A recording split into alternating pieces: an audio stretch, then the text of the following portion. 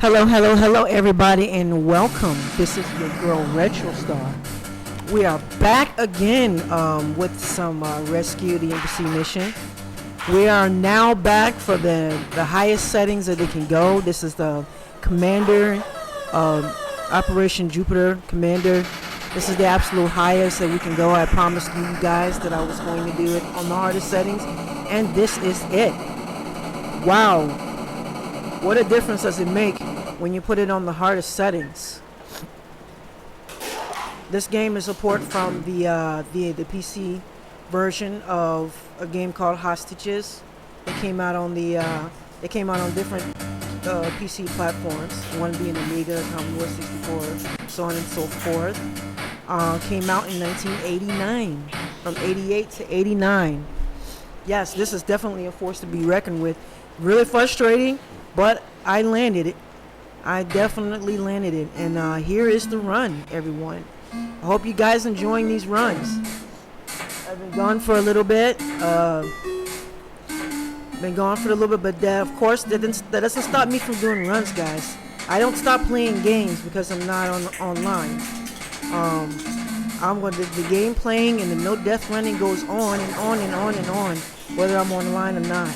That's just what I do. This is what Retro Star do. So now we got Mike. We already got Mike. You see how fast I did it with Mike? We already got Mike in. Now we got to get Steve ass in. Yes, definitely. This is. I'm not going to ever be satisfied if I don't ever do the game on the master settings.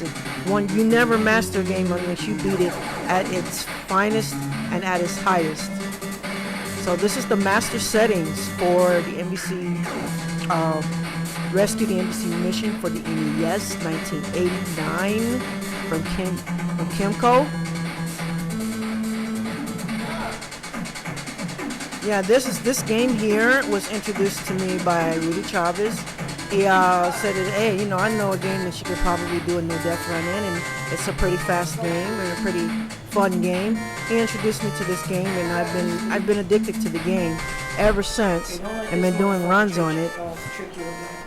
And of course, if I do a run on a game, I'm going to always try to do the hardest in the master settings. Where you don't ever master a game truly until you've gotten it at its best. And the master settings is what you have to beat in order to become the master. So here it is, the master settings run, and I mastered it. Definitely mastered it. Of course, it took a little practice because I had to definitely. You got to know the mechanics of the game. It is really unfair sometimes. Sometimes those little spotlights may be nearly not even close to you, and you still die. It's just a really bad hit detection. It's sort of like that game that I did before, Karate Champ. Really bad hit detection. And it makes it for really frustrating and sometimes unfair gameplay. I've thrown my controller in person many times where I thought I was supposed to have made it and didn't. Because of just the horrible hit detections, It's really bad. The best thing to do that I've seen to do is just a speed run this. To me, doing it, trying to be careful and all that is what gets you killed in this. Because if one thing doesn't kill you, time will definitely kill you. You have to do this fast, guys. If you're gonna do it on the master settings, you can't be slow. You have to do this quick. It is best to speed run this. Yes, I know you have to stay alive, but you gotta come up with a tactic to where you can get these guys in quick as possible, so you can have time to get in the building and bump out these bad guys and get the hostages and all of that stuff. You gotta leave time for that. If you take too long to get all three guys in the position, you're going to be left with a little time, and you're not going to make it. You're not going to do it no death. Of course, they give you time to do it. You get 3 chances and whatnot, but you're trying to do it no death, if you forget it. It's best to speed run this. It's best to do it as fast as you can. Come up with your own strategy. Come up with your own layout. Learn the hit detections of the spots. What you can get by with, what you can't get by with. Sometimes you can just walk over those spots and they will kill you. Sometimes, not all the time. It doesn't happen all the time, guys. Okay, now that we got all the guys in there, I'm going to not go through the sniper thing. It's a waste of time. I don't have time to waste, so I'm going to go straight to stage 3, and we're gonna go all in, and we're gonna fuck these guys up in a timely manner. And another thing that's too, these guys here, they are quick. You gotta make sure you have that trigger button ready, man. You gotta have the trigger button ready. Sometimes when you have that trigger button off, I did a run that was actually better than this one, and because I wasn't quick enough and I didn't have my hand on the trigger, I was killed.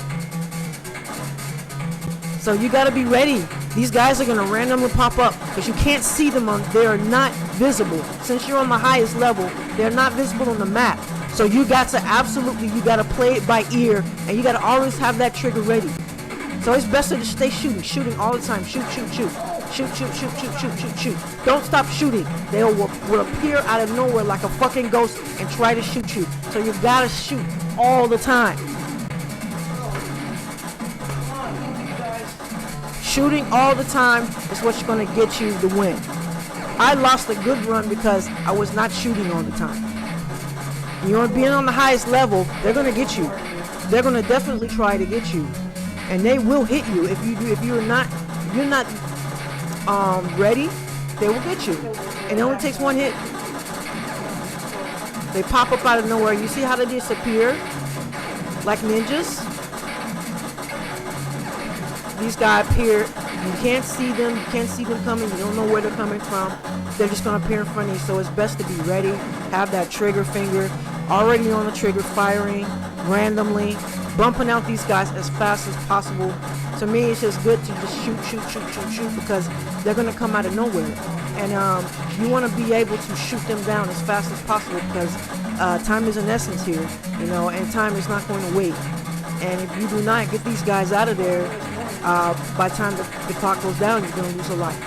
So you got to be ready, and you got to stay ready, and you got to keep that trigger finger happy as fuck. And that's the name of the game. It's just basically being ready and doing everything quick. This is a time game. This is a total time game. These guys are going to come out of nowhere. You can turn the corner right here, and he'll be right there staring you in the face, and he will get you even before you get him. And sometimes it's not even fair. Sometimes you go to another screen and he'll be right there and the bullet already hit you. You can't do nothing about it. That's why you absolutely gotta stay frosty. And you absolutely gotta keep that trigger finger happy. And you gotta shoot till your heart's content.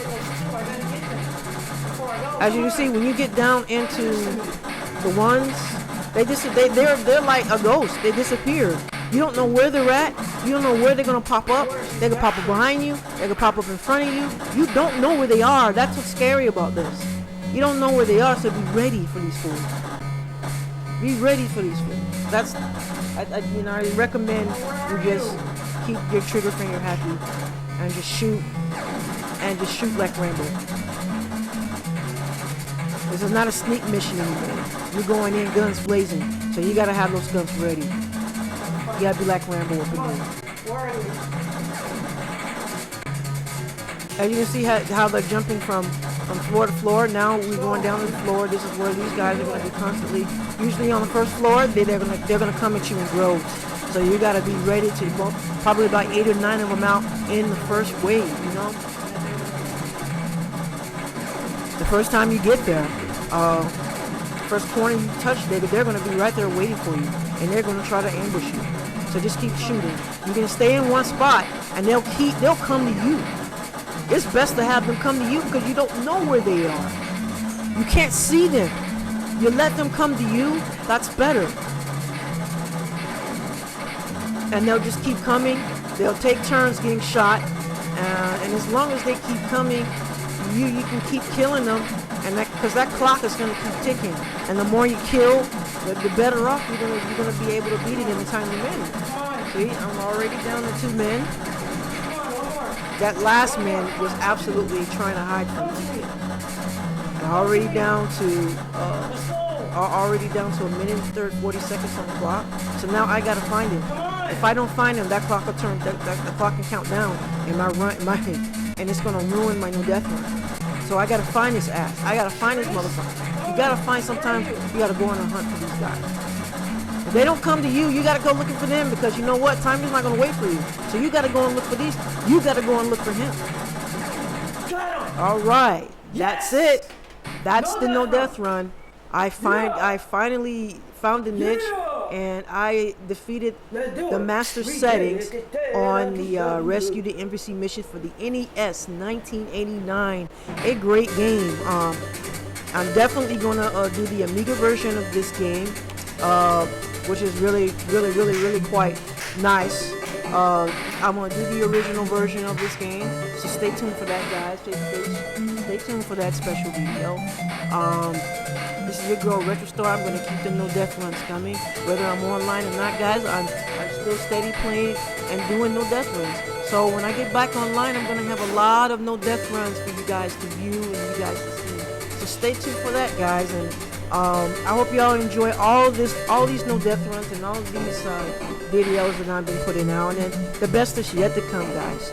The best is yet to come. There's still lots of games out there that needs a lot of games out there that need to be no death run. They need that no death run treatment. So until then, guys, thanks for watching.